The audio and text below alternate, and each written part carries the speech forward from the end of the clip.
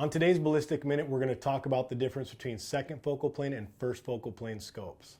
Second focal plane scopes, when you turn your magnification, the reticle will remain the same size in your picture. With the first focal plane scope, when you turn it, the reticle is going to get bigger.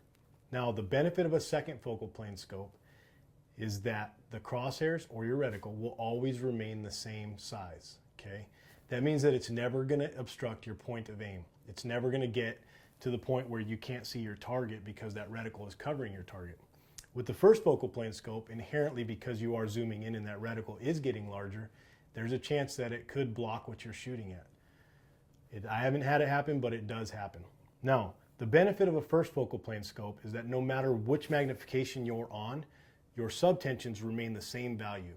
So if they say 2 minutes, they're going to be 2 minutes at 6 power, 15, 24, everything in between. With the second focal plane scope, they multiply. So it actually becomes a different value at different yardages and at different magnifications. Because there is a little more technology that goes into a first focal plane scope, they do cost a little bit more. On average, model to model like this PST, it's about a $175, $200 upgrade to go first focal plane. Now for me, when I'm in the field, not having to figure out another problem when it comes to taking a shot is worth the extra investment.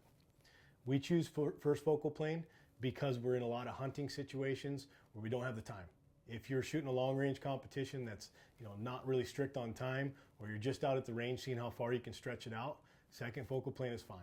You're going to use your elevation turret to dial most of the time anyways. So the real problem comes in when it comes time for windage. If you know that your holdover for wind is 2 minutes, that's what your solution is, 2 minutes. Well, instead of having to look and see what power you're on in order to come up with another equation, you can just hold 2 minutes no matter which magnification power you're on. We shoot the first focal plane because it makes our job a lot easier in the field.